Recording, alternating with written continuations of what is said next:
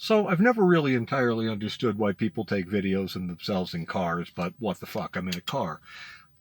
So here, inaugural edition of a little bit of political analysis. Why did the Democrats do better than the polls had predicted in this last election? Um, I think there are a few reasons. First, the polling models were fucked up for who the likely voters would be. Most people kind of assume that a likely voter is someone who a pollster asks, "Are you likely to vote?" And they say, "Yes, I am likely to vote." That's not how that's done. Likely voter models are based upon the past behaviors of demographic populations. And then predictions are made on who's going to vote, and then they sample their likely voter poll based upon previous experience. That works fine when you're in a normal political environment, when there hasn't been a seismic change in the politics of the nation. In 2016, that happened with the advent of Donald Trump. A whole new group of people who had previously been unmotivated became motivated. And so they were totally missed by the likely voter tabulations. This year, quite clearly, that was Dobbs. The Dobbs decision, in which the Supreme Court decided to uh, uh, take a sledgehammer to the fundamental rights of half the population, changed who was likely to vote. So your models are wrong. Your models are wrong. And we had way more voters turn out on our side because of that. The second reason I think that the likely voter that the polls were wrong is a media bias, not a media bias towards the right or to the left, but simply a media bias towards the center. Political pundits, people who are on television and who CNN and who try to play the middle ground, their entire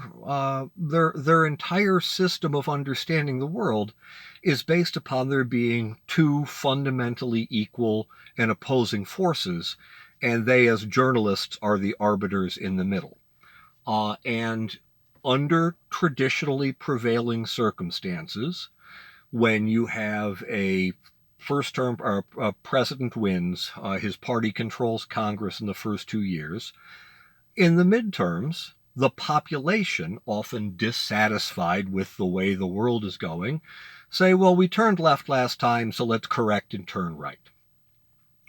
That all makes sense if the public perceives that there are two opposing viewpoints that are roughly similar, which the media, CNN, New York Times, blah, blah, blah, repeats ad nauseum.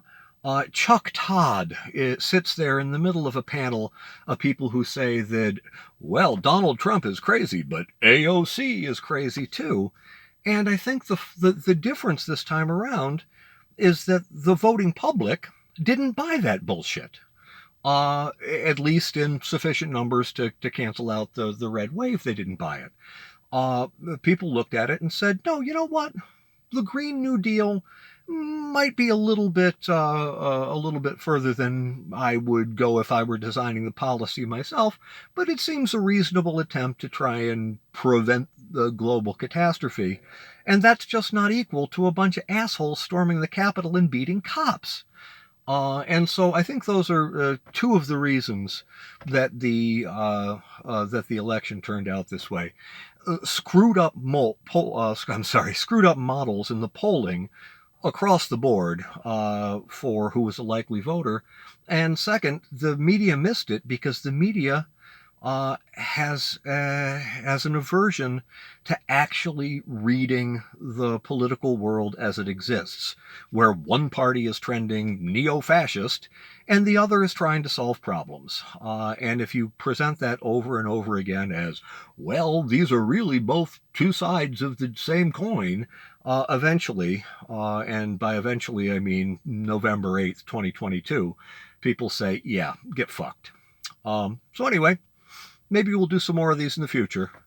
Love to you all.